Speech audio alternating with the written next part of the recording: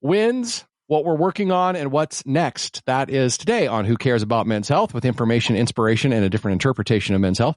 My name is Scott. I bring the BS. The MD to my BS is Dr. John Smith.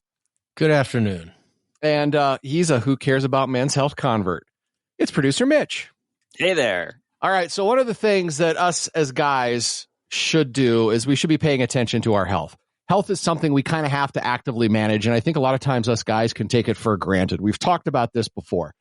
And the other thing, too, is we can tend to just focus on what we need to do without focusing on the wins. And that's important. So today on the show, we're going to talk about our wins, what we're still working on, and what's next, as a way to kind of model how maybe all of us guys could start thinking about health in a more healthy way.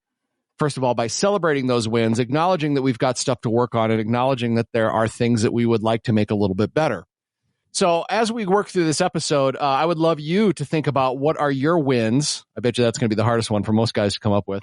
What you're working on and what's next. We'll share ours, and it'll be interesting to see, guys. I'm curious to see if ours overlap.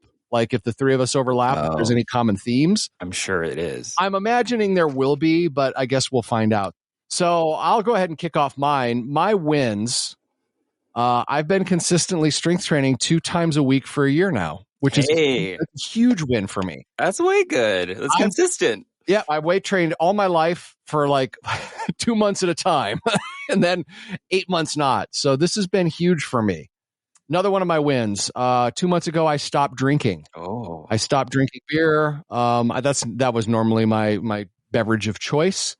My other win is my social media time is way down, which is something I know is not super healthy. I'm not saying social media is bad, but I'm just saying it could be a waste of time when you could be doing some other things. And there is research out there that shows too much consumption is not great for your mental health. So those were my wins. I guess I lied. Let's go ahead and do an overview of your wins, Mitch, and then we'll get Dr. Smith, and then we'll talk wins. So for me, a couple of things. Number one, I quit smoking again for my 8th time back in March. And then it was the last week of May. I was completely off of nicotine again. And that was kind of something that, I hate to have done this big quitting on the episodes and everything and then to backslip, but, I was able to do it again, and so we're now 2 months strong of absolutely no nicotine and feeling pretty good about that. Good. I've been doing a very slow version of the Who Cares About Mitch's mid-May 5K, trying to get back up to going after my more recent ankle injury. 2 in a row. And I'm back to being able to jog for the full 30 minutes without worrying about my ankle hurting again.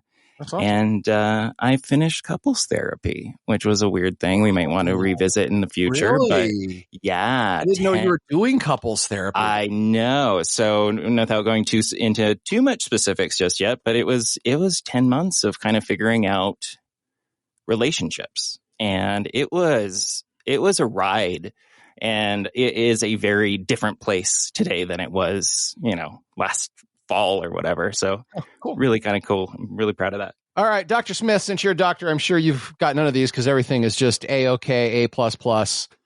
You're just smashing it, thrashing it all over the place. But if you had to think hard, what are your wins? Yeah, I was the guy who graduated residency only 75 pounds overweight. So that was a big W, right? Yeah, that was okay. So yeah, there's plenty to work on here. Trust me. And if you don't believe that, just ask my wife. She'll give you a few other things I can work on too. I'm just kidding. But no, I think the health stuff for me has been paramount the last several years. I had actually put the effort in to try to slim down a little bit. And I'm down about 60 pounds from what I was at my heaviest, which has been good, but it's been a slow slog of a process. It's been years of me, taking a couple pounds here and a couple pounds there, and then, gaining a few on a vacation and then having to get back into routine. But I'm very happy that I've been able to just kind of whittle that down as time has gone on. It's been very beneficial for me. But more recently, I've started to do a little bit more of the strength training and working out on a more regular basis. I used to just say, I'll go play basketball or I'll go play soccer with a pickup team or whatever. And that was my exercise. But now I've actually been more proactive in the last 6 months to 8 months or so, of being consistent, working out about 3 times a week with a good friend of mine. And so we have I have somebody that I can be accountable to, which is huge for me, is to have an accountability partner. And that's really what I've suffered from a lot. But the other things I've tried to do is to be more cognizant about my sleep recently. I feel like I'm just a better person. I have my temper is better. My temperament is better, when I'm rested. And so, those are the three wins that I think I have, obviously not perfected yet, but working on it. But those would be 3 things that I can kind of hang my hat on and feel pretty good about. I love it. I love that we were all able to recognize that it's a journey, and that, like you just said, Dr. Smith, I'm not necessarily where I'm at, but I'm going to go ahead and put that in the win column, right? I'm going to go ahead and acknowledge that down 60 pounds or consistency with strength training, which we both seem to be sharing, because, I'm sure we both now understand the importance of strength training, especially as we age and we start losing muscle mass, and the importance of muscle mass just to our overall health. And the sleep thing as well. Anybody have any questions for anybody else that you want to dive into? Yeah, I want to know, what was the one that you guys are like most proud of? Like, what was the hardest one, and what was your strategy this time that made it work? I have a feeling that's a guy that just quit smoking again. Right. Because I'd imagine that would be your answer. Would that be your answer out of the couples therapy, running a 5K, or smoking? Oh, that's a hard question. That's really? Oh, yeah. No, hands down would be the hardest, but no, huh? Well, I had done it before. I've done it before a lot. And so especially this last time, which was the one that was the longest, it was the one that was the best, most step-by-step one that I worked on with my doctor and stuff like that. I knew what to do this time around. It still sucked, but honestly, I think it's the couples therapy thing. I think it's because that was something where you had to kind of look at yourself. You had to do a lot of being really vulnerable and talking about things and talking about how you talk about things, etc. And that's next level. So that was the one that I think was harder than quitting smoking of all things. Fair enough. I think for me, the consistently strength training 2 times a week for a year, much like your smoking, I've stopped and started this thing a lot, right? Sure. And I've recently, and I think we talked about some of these strategies for, being successful with your goals. I implemented some strategies that I found in some books about, can you habit stack? Can you put the habit you want to develop on top of another habit? And I was able to put the strength training right after an obligation I have on Tuesdays and Thursdays outside of the house. And it's on the way to this obligation, both there and back. And it's just like, all right, I'm done with this obligation. Now I'm going to go do my exercise. I did have a couple of little hiccups in it. The gym that I was going to was in our office building. We're no longer in that office building, and it was awesome because nobody else used it. So I was the only one there. It was like a private gym. I've since had to go sign up for just kind of more of a public place to exercise. But I knew what I was looking for. I was looking for machines, probably over free weights, and I was looking for a place where there wasn't a lot of people around. And I guess after being consistent with it for like 6 months, that transition actually turned out easier, and I was dedicated to it. So I would say, and I also with drinking, I've stopped numerous times for prolonged periods of time. But I think that's the hardest, because so much of having a beer for me is habit. Sure. It's, going to do some yard work, grab a beer, going to go out in the garage, do some cleaning, grab a beer.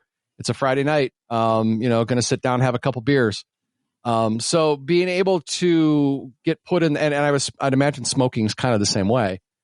I had to replace that habit with something else, which was drinking water, which is not nearly as fun. Another strategy was I would always make sure I would eat a meal anytime I had an urge to drink.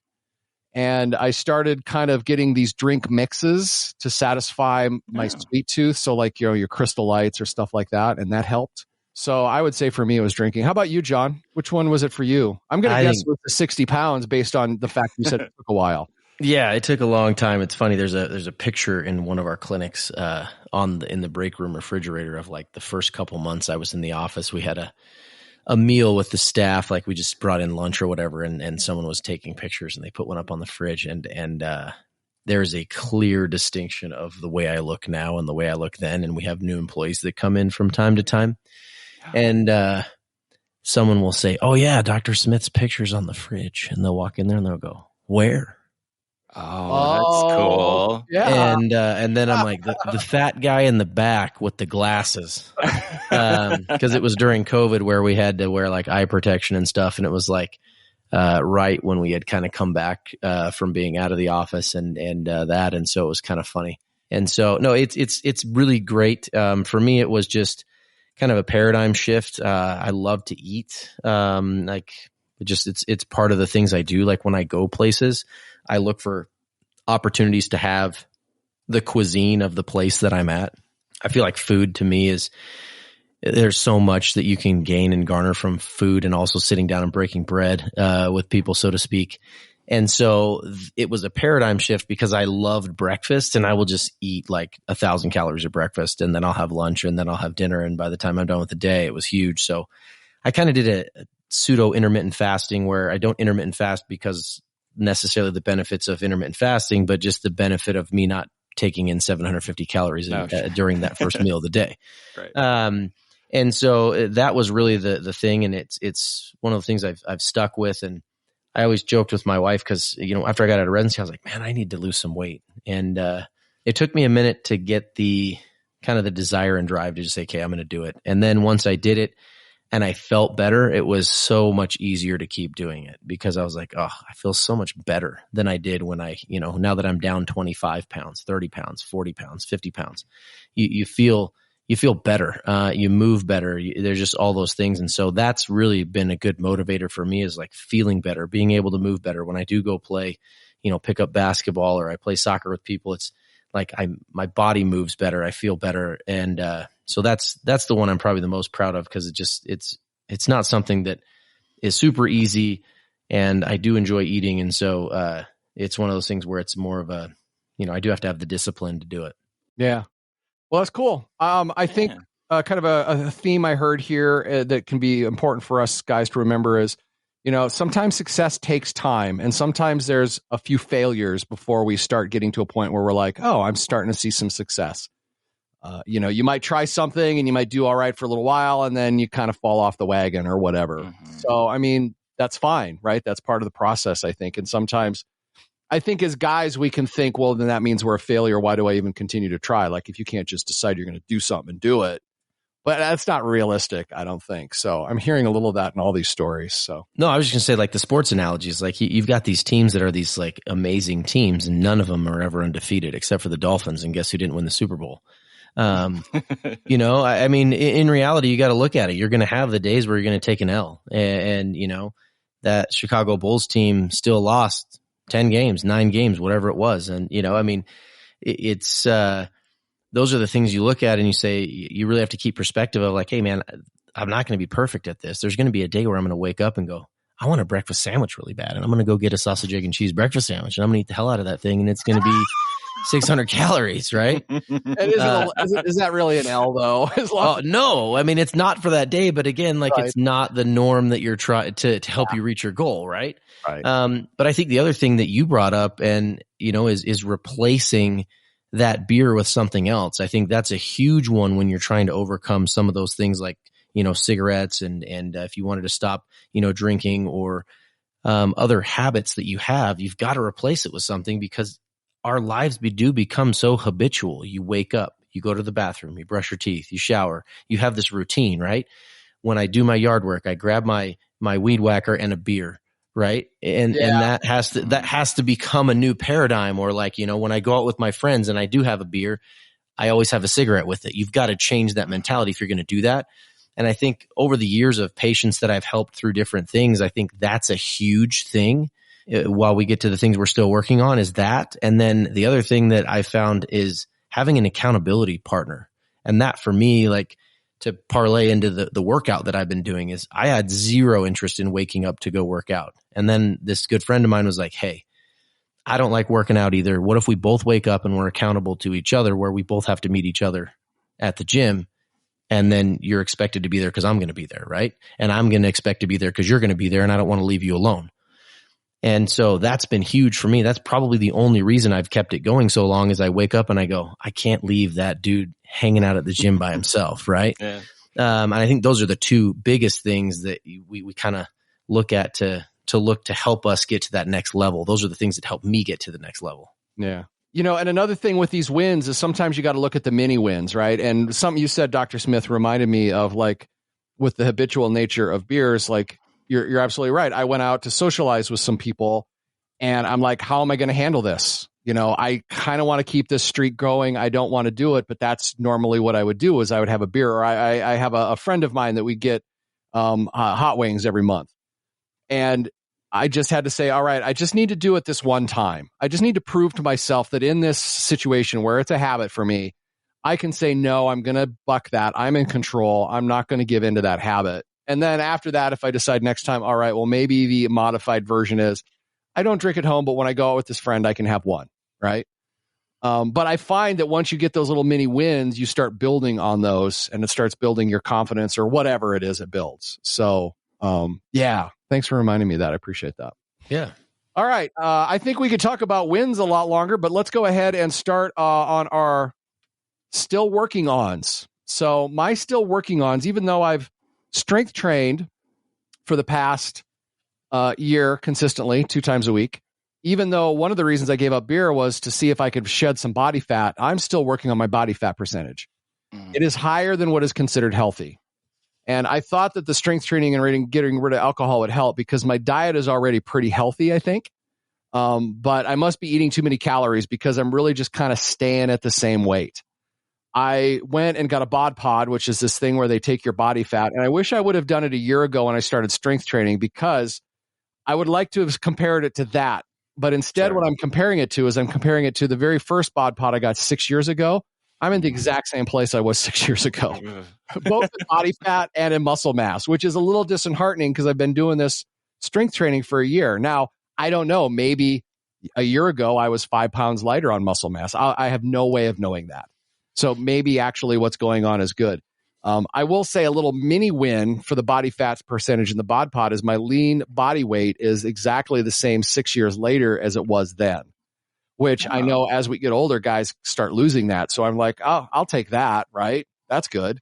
That is a W. Yeah. So, I mean, I could throw that, but still my body fat percentage is higher than what is considered healthy. And I'd like to work on that. I got to figure that out.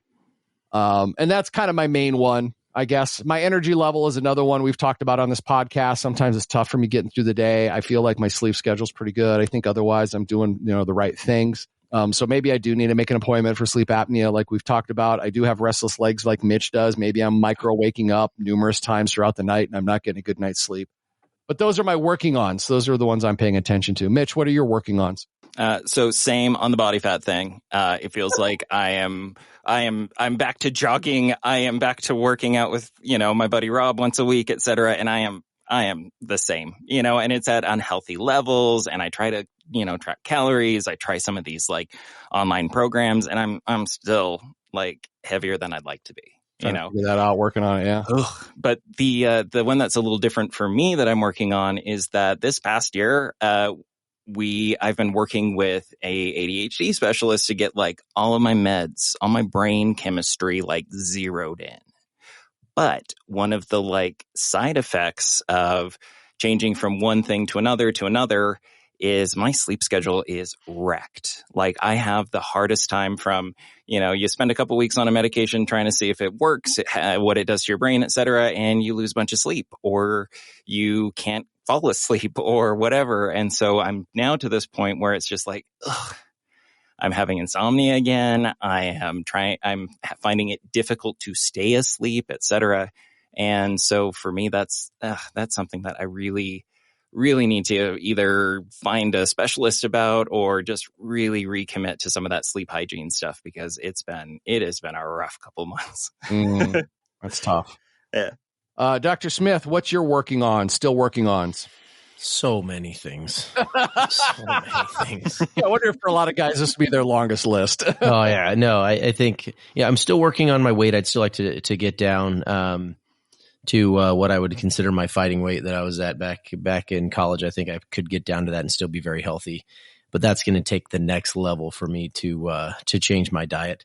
The ice cream bar I ate last night at 10:30 when I got home will have to disappear. Dude, let me just say, in my diet thing, the ice cream, I've been eating ice cream a lot lately. And when I started counting my calories recently, It's shocking how many calories ice cream has for the serving sizes that most of us serve up. Oh yeah. I mean, if you really get down to it, there's a lot of those things you look at and you go, holy crap. Yeah. And I mean, we're talking when you're trying to lose fat, sometimes 200-300 extra calories a day can make the difference between losing and not, or gaining, Well, the fun fact of the day is an extra 500 calories in your diet a day is a pound a week. Okay. Yeah. So 3,500 calories is a pound. Right. And so you extrapolate that over 7 days, and that's kind of, like looking at the actual math of caloric intake is what kind of started me losing weight. I was like, well, if I can drop 500 calories a day, that's a pound a week. And I was like, well, that breakfast sandwich I eat is 750. So if I ditch that, that's a pound a week, pound and a half a week. Right. So, and that's just me ditching just the one thing, like changing one thing in my diet. Not to get off topic, but yeah, I mean, so I'm still working on a little bit of weight loss. I think I'm very healthy. I think, when people see me, they're like, oh, you look great. And I mean, I do definitely see improvements in, my body mass, and just my overall look. But at the same time, like personally, I would like to get down to where I feel my best.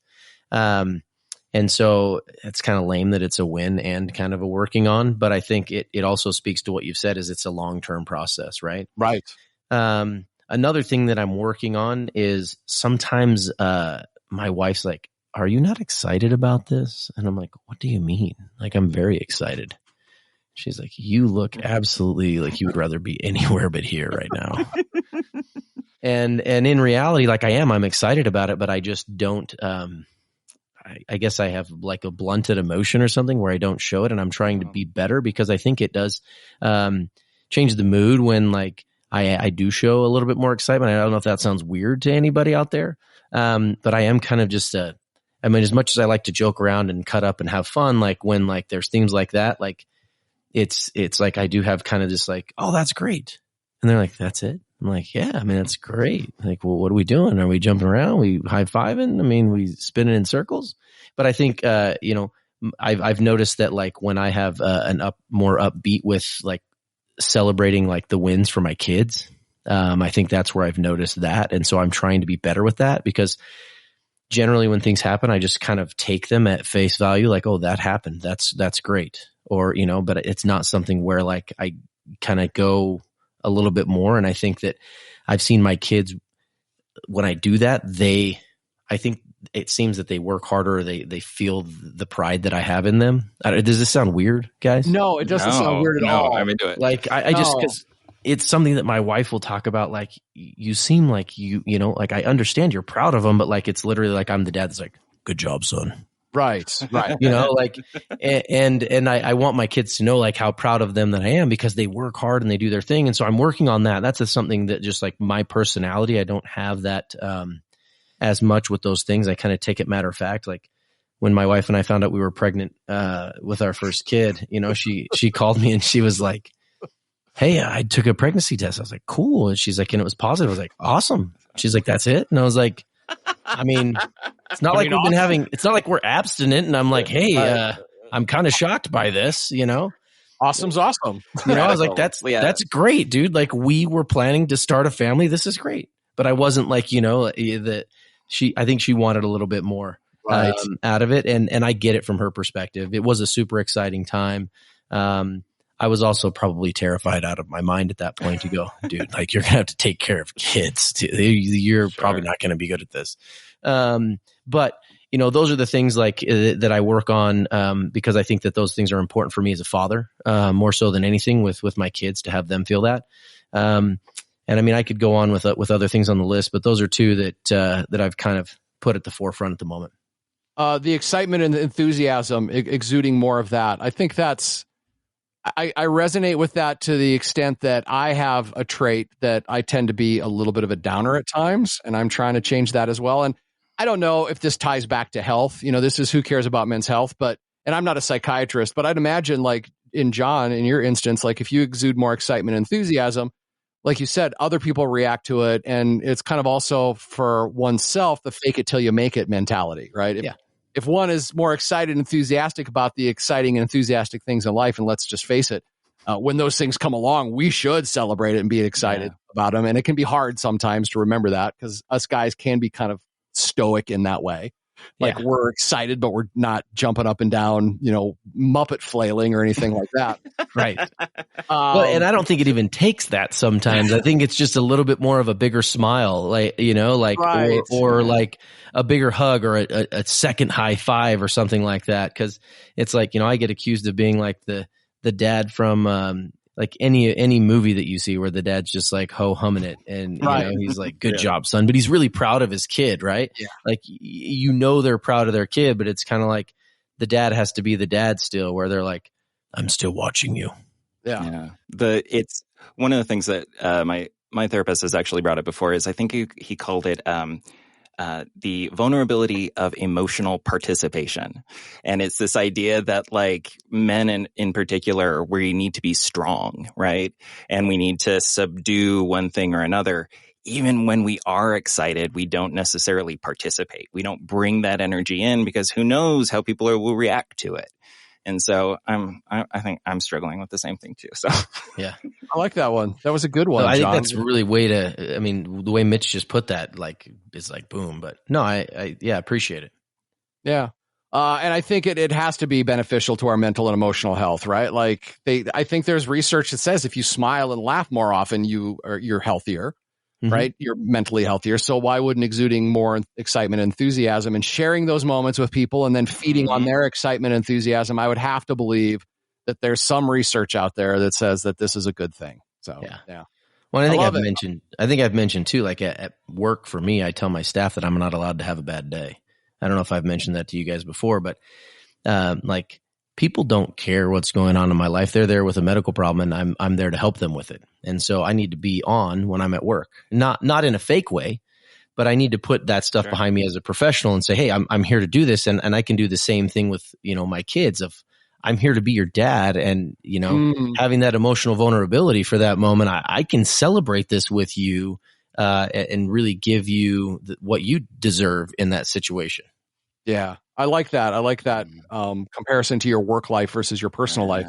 Why would they be different? I mean, they're both kind of performative in a way, and I'm not talking performative in a bad way, but like you said, you can't have a bad day, and you want to bring your best you and the best energy and attitude you can to the environment that your patients are in. So why wouldn't we try to do that around the house as well, right? With our family.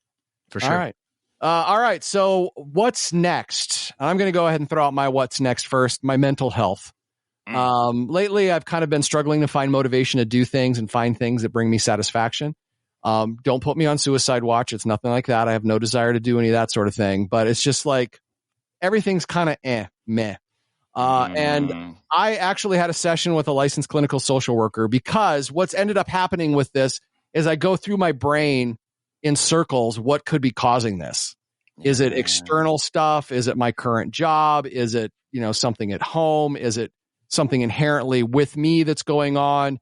Is there a medication that needs to be taken? And why am I trying to figure this out when I have no knowledge of any of this? So I had a really great session where we talked through some of those issues, and just saying them out loud was really powerful. Saying them out loud welled me up a couple of times. It helped me think about them just slightly differently.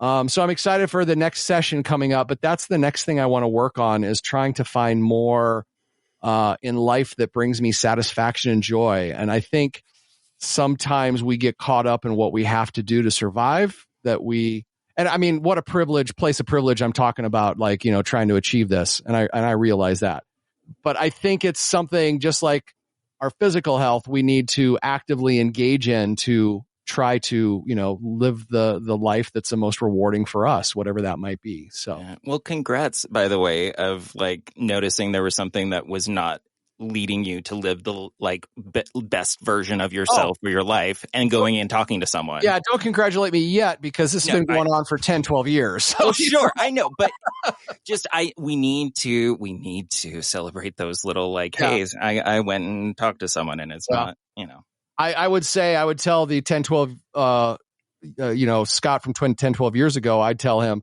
go do it after 5.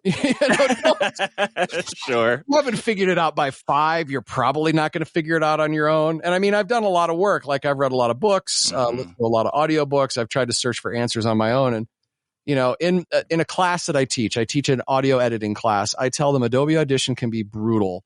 because you might run into a little problem that's going to take you a day to figure out what's not working right. And it's going to take me 8 seconds to show you why it's not working.